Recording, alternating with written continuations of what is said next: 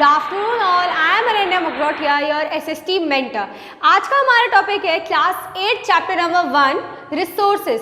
तो basically resources बहुत ही ये वर्ड आप बहुत टाइम से सुनते हुए आ रहे हो, राइट। रिसोर्सेज हमने क्लास 1 में भी पढ़ा, सेकंड में भी पढ़ा, थर्ड में भी पढ़ा, मतलब इसके कुछ कुछ बेसिक टॉपिक्स हमने कवर किए ही हैं, ठीक है। तो ये चैप्टर जो है वो एक दो बच्चों के बारे में है कि वो बच्चे अपनी अम्मा को हेल्प करते करते किस टाइप से पूरी रिसोर्सेज के बारे में जानकारी प्राप्त करते हैं। ओके, तो सबसे पहली बात आती है एक ओवरव्यू के बारे में कि ये चैप्टर एक्चुअली हमसे कहता क्या है। तो ये स्टोरी है the story of Raju and Mona, right. तो सबसे पहले कि राजू और जो मोना है वो अपनी अम्मा को घर साफ करने में हेल्प करा रहे होते हैं, राइट। हेल्प कराते कराते इन दोनों जब उन सबके आपस में बातचीत होती है तो अम्मा एक वर्ड करती है रिसोर्सेज। तो राजू जो है हमारा वो एक क्वेश्चन पुट अप करता है कि रिसोर्सेज क्या होती है, ठीक है। तो अम्मा रिप्लाई करती हैं anything that can satisfy a need is known as resources। ये एक बेसिक सी चीज़ है जो आपने क्लास 6, क्लास 7 और क्लास 8 में भी पढ़ी होगी। ये एक बहुत बेसिक सा कॉन्सेप्ट है कि एक्चुअली रिसोर्सेज होती क्या है, राइट। तो जब आगे वो एक्सप्लेनेशन बढ़ती जाती है तो वहाँ पे एक वर्ड आता है, ये नोट कर लीजिए, आप साथ साथ नोट करते जाइएगा, राइट। एक वर्ड आता है यूटिलिटी, यूटिलिटी। अब यूटिलिटी का मतलब होता है जो भी एक सब्सटेंस को एक रिसोर्स में कन्वर्ट कर देता है, राइट। जैसे कोई सब्सटेंस हम ले लो iron ore, for example iron ore. अब आयरन ओर से हमारा बनता है आयरन ओर हमारा कोई भी रिसोर्स नहीं है, आयरन है। क्योंकि जब आयरन ओर में से हम जो आयरन निकालते हैं, है ना, उसको हम एक रिसोर्स के उसमें कहते हैं, ठीक है। इसके बाद एक वर्ड आएगा वैल्यू। ये सब जो है ये रिसोर्सेज के अंडर आता है, राइट। अगर एक छोटा सा फ्लो चार्ट अगर रिसोर्सेज का देखेंगे तो it will say that resource में सबसे पहली चीज आती है यूटिलिटी, जो कि मैं आपको बता चुकी हूं। उसके बाद आता है वैल्यू। वैल्यू का मतलब होता है वर्थ, ठीक है। जैसे मैं आपके लिए अभी फिलहाल एक ह्यूमन रिसोर्स हूँ, क्योंकि मेरे पास स्किल्स हैं, कैपेबिलिटीज़ हैं, तभी मैं आप सबको कुछ पढ़ा पा रही हूँ और मेरे वजह से आपकी एक नीड सेटिस्फाई हो रही है। किस चीज़ की नीड? स्टडी की नीड। तो उसको हम कहेंगे कि मैं भी एक रिसोर्स ही हूँ आपके पास, लेकिन मेरी कुछ वैल्यू है, राइट। मेरी कुछ वैल्यू है कि भाई मैं मतलब मेरे अंदर कैपेबिलिटी है कि मैं क्लास 8 के बच्चों को पढ़ा सकती हूँ, क्लास 6 के बच्चों को पढ़ा सकती हूँ। मेरे पास वो वैल्यू है ऑलरेडी, मैंने वैल्यू अपने अंदर डेवलप की है नहीं। किसी के पास कोई वैल्यू नहीं होती, उसको डेवलप करना पड़ता है, राइट। कोई बोलते हैं ना गॉड गिफ्टेड है, ये है, ऐसा कुछ भी नहीं होता। हमारे पास एक वैल्यू होती है जिसको हमें खुद पहचान के डेवलप करना पड़ता है। तो यही चीज़ इनमें भी होती है। अब आयरन ओर को तो नहीं पता था ना यार, कि आयरन ओर को नहीं पता था कि उसके पास आयरन है, इतना अच्छा आयरन है कि वो हमें इतना ज़्यादा बेनिफिशियल रहेगा। तो जब तक वैल्यू किसी चीज़ की हमें नहीं पता ना, तो वो कोई चीज़ हमारे लिए रिसोर्स नहीं बन सकती। तो जो भी चीज़ जो कि हमारी एक नीड को सेटिस्फाई कर रहे हैं उसको हम रिसोर्सेज बोलेंगे। ये बेसिक सा कॉन्सेप्ट है जो इसमें पूरे में चलेगा। अब हम बेसिक रिसोर्सेज की बात कर लेते हैं, ठीक है, जो कि इस ओवरव्यू में कही गई है। जैसे कि हाइड्रो इलेक्ट्रिसिटी,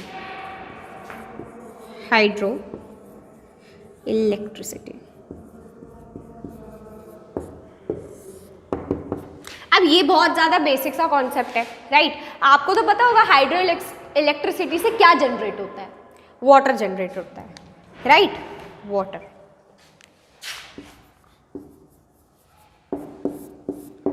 अब अगर हम हाइड्रो इलेक्ट्रिसिटी को तो जैसे वाटर है, वाटर हमारे पास एक, वाटर खुद एक बहुत ज़्यादा वैल्यूएबल चीज़ है, और हाइड्रो इलेक्ट्रिसिटी मतलब इलेक्ट्रिसिटी वैसे भी हमारे लिए बहुत ज़्यादा वैल्यूएबल है।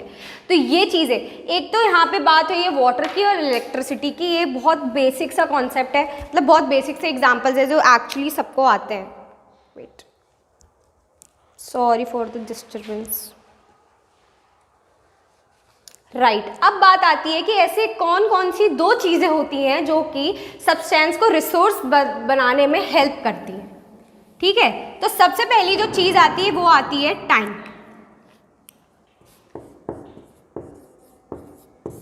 अब जैसे आप एग्जांपल ले लीजिए, रिन्यूएबल रिसोर्सेज, आपने सुना होगा वो रिसोर्सेज जो कि बहुत जल्दी रिन्यू हो जाते हैं।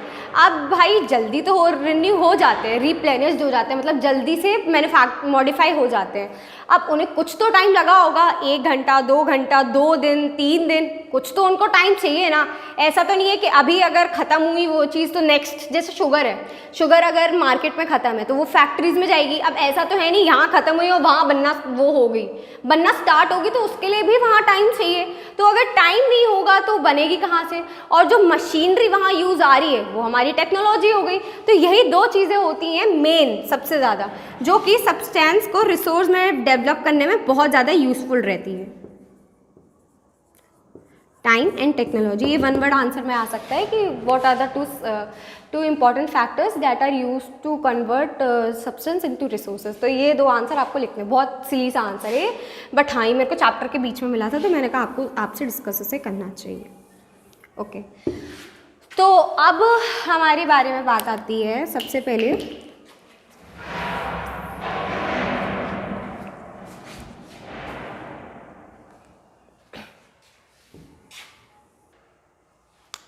पीपल। अब आप कहेंगे कि रिसोर्सेज में पीपल कहाँ से आ गए? तो ह्यूमन रिसोर्स में सबसे पहला एग्जांपल यार, human resource, human made resource और ह्यूमन रिसोर्स, ये दोनों अलग कॉन्सेप्ट है, इसके बारे में हम डीप में अभी पढ़ेंगे। तो सबसे पहले जो क्वेश्चन पुट अप होता है कि पीपल मतलब ह्यूमन, ह्यूमन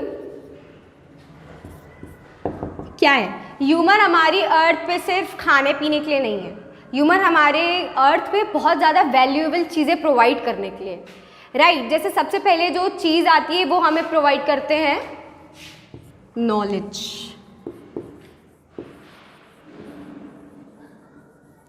राइट। जैसे मैं हूँ, मैं आपकी मेंटर हूँ, राइट, तो मैंने भी कहीं से नॉलेज ली होगी तभी मैं आप लोगों को प्रोवाइड कर पा रही हूँ, और वो नॉलेज भी मुझे किसी ह्यूमन ने या फिर किसी ह्यूमन मेड टेक्स्ट बुक ने दी होगी, है ना।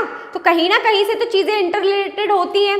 अब जैसे आपके केस में आप मुझसे ये वाला चैप्टर पढ़ के जा रहे हैं, तो आपके दिमाग में अगर कुछ आ रहा है तो वो मेरी वजह से आ रहा है, राइट, क्योंकि मैं आपको समझा रही हूँ, कुछ आपके अंदर खुद की कैपेबिलिटीज़ है, राइट। तो ये एक बहुत बड़ा रोल प्ले करती है हमारे रिसोर्सेज में, ठीक है, नॉलेज सब। फिर उसके बाद आते हैं इन्वेंशंस।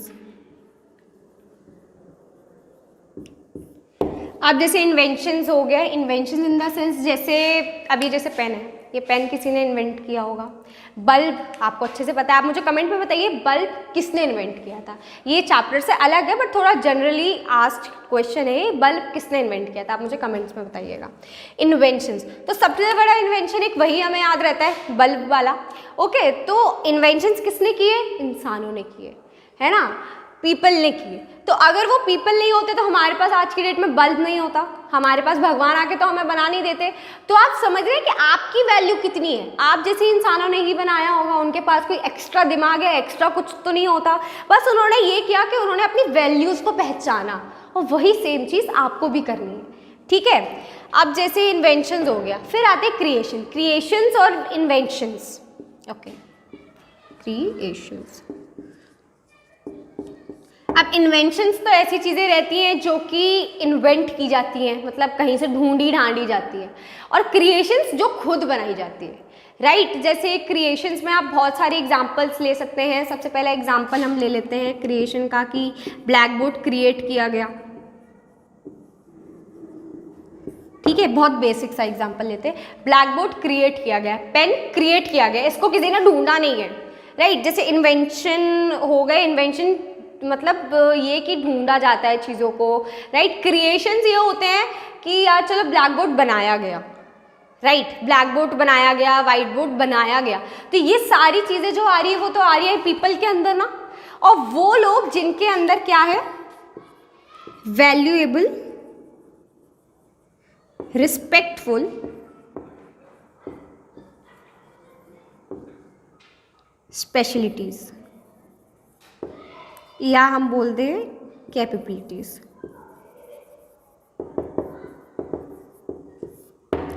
डेवलप्ड करी हुई कैपेबिलिटीज और वैल्यूज, ठीक है। तो अगर इंसान के पास कुछ, जैसे आप में से कई गाते अच्छा होंगे, कई डांस अच्छा करते होंगे, तो आपको उसको बेस्ट बनाने के लिए आपको अपने अंदर एक क्वालिटी डेवलप और करनी पड़ेगी कि आपके एक्सप्रेशन, जैसे डांस में सबसे ज़्यादा मेन होता है एक्सप्रेशंस का, राइट। आप अपना डांस कैसे एक्सप्रेस कर रहे हो और आपके फेशियल एक्सप्रेशंस, तो वो बहुत ज़्यादा एक मेन लीड करते हैं आपके उसमें, तो आपको उन पर वर्क करना पड़ेगा ऑफ कोर्स। जैसे आपको खैर ये चीज़ है कि हाँ भाई हमें थोड़ा बहुत आता है और आप डांस क्लास गए, वहाँ आपके कोच बहुत अच्छे हैं, उन्होंने आपको बताया कि भाई ऐसे फेशियल एक्सप्रेशंस दो, डांस को ऐसे एक्सप्रेस करो, खुश होकर डांस करो, तो ये कुछ बेसिक वैल्यूएबल चीज़ें आ गई जो कि आपको खुद में डेवलप करनी पड़ती है, ये आती नहीं है कहीं से, तो ये हमें खुद में डेवलप करनी पड़ती है, राइट। तो मैं एक एग्जाम्पल देकर बस आपको ये बताना चाह रही हूँ कि कोई भी इंसान बहुत ज़्यादा स्पेशल नहीं होता, वो खुद को बनाता है। तो हमें इस चीज़ पे कि क्या हमारे पास है, क्या हमारे पास नहीं है, हमें उस पर फोकस करना चाहिए कि जो हमारे पास है हम उसको बेस्ट कैसे बनाएं। ओके, अब बात करते हैं टाइप्स ऑफ रिसोर्सेज। सबसे पहली बात आती है नेचुरल रिसोर्सेज की। तो नेचुरल रिसोर्सेज सबसे बेसिक, अगर इसका कॉन्सेप्ट हम देखें, नेचुरल रिसोर्सेज का मतलब होता है जो हमें नेचर प्रोवाइड करती है, ठीक है। जैसे नेचुरल रिसोर्सेज ट्रीज हो गए, प्लांट्स हो गए, मतलब ये नेचुरल रिसोर्सेज। अभी आप इसको ज़्यादा डेप्थ में मत जाइए, डेप्थ में जाने के लिए ये चीज़ें हैं नेचुरल रिसोर्सेज, हम बचपन से पढ़ते हुए आ रहे हैं, इसको ज़्यादा एलैबोरेट करके पढ़ने की कोई ज़रूरत नहीं है। सबसे पहली बात आती है level of development. Level of development पे दो आते हैं, एक एक्चुअल और एक पोटेंशियल। एक्चुअल का मतलब होता है जिनकी क्वांटिटी हमें पता होती है ऑलरेडी कि हाँ भाई ये एक्चुअल हैं, ठीक है। और पोटेंशियल जो, और ये एक और इसमें एक पॉइंट मिसिंग है, इसको हम प्रेजेंट में यूज़ कर रहे होते हैं, ठीक है, प्रेजेंट में यूज़ कर रहे होते हैं और इनकी क्वांटिटी हमें पता होती है। दूसरी बात आती है पोटेंशियल रिसोर्सेज, इनकी हमें इंटायर क्वांटिटी पता नहीं होती और ये प्रेजेंट में यूज़ नहीं होते, ये फ्यूचर में यूज़ होते हैं। दूसरी बात आती है, ये 4 टाइप्स पे डिवाइड होता है, ठीक है। सबसे पहला ये मैं आपको समझा चुकी हूँ। दूसरा आता है यूज़ और ओरिजिन। इस पे आता है एबायोटिक। एबायोटिक मतलब होता है नॉन लिविंग थिंग्स, ठीक है, और बायोटिक होता है लिविंग थिंग्स, लिविंग रिसोर्सेज, ठीक है। नॉन लिविंग में आपको पता है मशीनरी हो गई, ये सब जो कि जिनमें, भाई नॉन लिविंग तो पता ही होगा। उसके बाद आता है लिविंग, जिसमें सारी चीज़ें होती हैं जिनमें जान होती है। उसके बाद आता है स्टॉक। स्टॉक में आता है renewable and non renewable. Renewable का मतलब जो कि सब जल्दी से क्विकली जनरेट हो जाते हैं, एक अमाउंट ऑफ टाइम के बाद वो जल्दी से जल्दी जनरेट हो जाते हैं, ठीक है। और नॉन रिन्यूएबल में मतलब होता है जिसकी लिमिटेड स्टॉक होती हैं और लॉन्ग टाइम लेते हैं वो रिन्यू होने में। अब आप कहेंगे कि रिन्यू क्या होता है? रिन्यू मतलब डेवलप होना, बनना, ठीक है, रिन्यू का मतलब।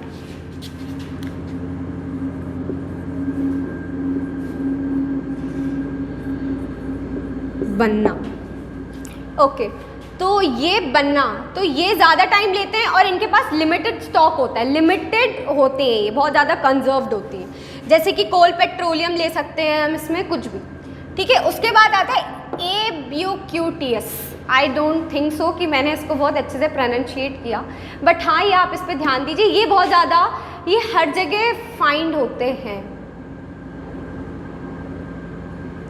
फाइंड एवरीवेयर, नॉट लोकलाइज्ड, हाँ फाइंड एवरीवेयर, ठीक है, ये लोकलाइज नीचे वाले का है। फाइंड एवरीवेयर, जब जैसे कि एयर, वाटर हमें हर जगह नहीं मिलता, बट हाँ एयर एक बहुत ज़्यादा कॉमन इसका वो होगा।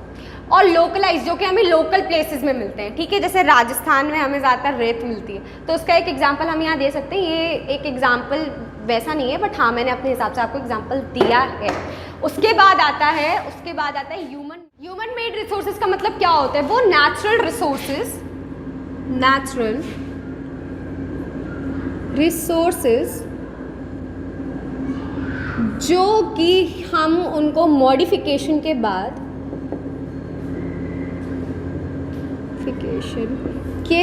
उनकी ओरिजिनल फॉर्म को मॉडिफाई करने के बाद उनको एक ह्यूमन मेड रिसोर्स में कन्वर्ट करते हैं।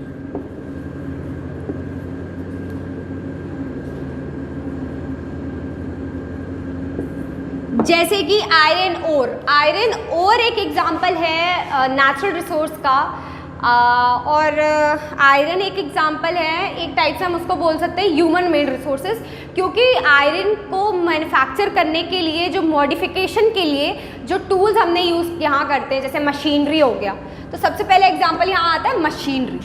उसके बाद हम बात करते हैं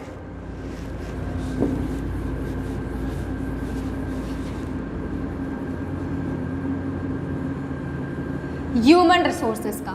अब ह्यूमन रिसोर्सेज जो सिर्फ ह्यूमन ने ही रिसोर्स, ह्यूमन के द्वारा ही बनाए जाते हैं, ठीक है, जैसे कि बिल्डिंग्स हो गए, लैंड्स हो गए, ठीक है, वो होता है ह्यूमन रिसोर्सेज। उसके बाद आती है हमारी कंजर्विंग रिसोर्सेज, कंजर्विंग रिसोर्सेज। वो रिसोर्सेज जिनको हमें कंजर्व करके रखना पड़ता है। सबसे पहले आता है resource conservation, resource conservation,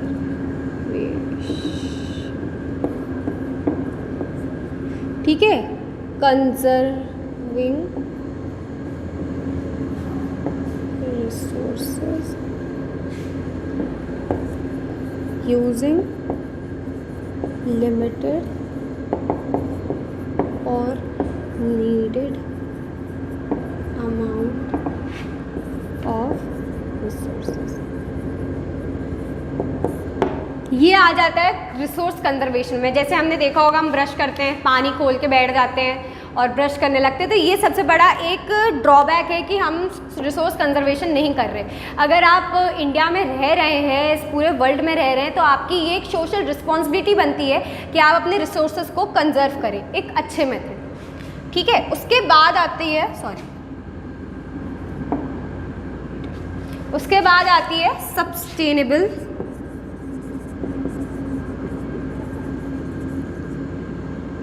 conservation, ठीक है। अब सस्टेनेबल कंजर्वेशन आप कहेंगे, सस्टेनेबल वर्ड ही नया है, ठीक है। तो सस्टेनेबल का मतलब होता है using resources such that they can be fulfilled in, they can fulfill needs in present and future, ठीक है। वैसे रिसोर्सेज जो कि हमारे प्रेजेंट में भी हमको क्या कहते हैं, प्रेजेंट में भी हम उसको यूज़ कर रहे हैं और फ्यूचर में भी हम उसको यूज़ कर सकते हैं। इस टाइप से उन रिसोर्सेज को हमें कंजर्व कर कर चलना पड़ता है। इन दोनों में डिफरेंस ये है कि इसमें हमें इतना नहीं इसमें भी और इसमें भी इसको हमें थोड़ा सब्सटेन करके चलना पड़ता है और इसमें रिसोर्स का ही कंजर्वेशन होता है। लेकिन यहाँ पर कुछ ऐसी रिसोर्सेज होती हैं जिनको हम प्रेजेंट में भी यूज़ करते हैं और आने वाले टाइम पे फ्यूचर में भी यूज़ करते हैं, ठीक है। ऐसी कुछ रिसोर्सेज होती हैं। तो यहाँ आपका चैप्टर होता है ख़त्म। Thank you all of you, आपने मेरे को इतना ज़्यादा अपना प्रीशियस टाइम दिया, मुझे आप लोगों ने पूरे वीडियो में कोऑपरेट किया। Thank you for cooperating me, your mentor Ananya Magrotia. Thank you.